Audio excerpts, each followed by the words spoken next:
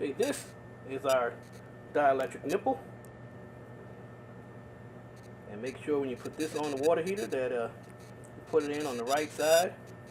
Usually there's an indication here to tell you which way the flow goes. And the purpose for the dielectric is so that the copper pipe and the iron hot water heater tank, the two metals should not touch each other. And this is going to isolate the two from one another, because when the two touch, one metal will tend to make the other corrode. And here we have our dielectric union. This is a female dielectric union, and we have a okay.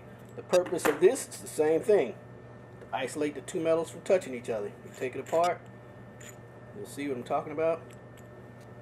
This rubber keeps it sealed from the water, and this plastic piece here keeps it isolated from touching. See how it doesn't touch?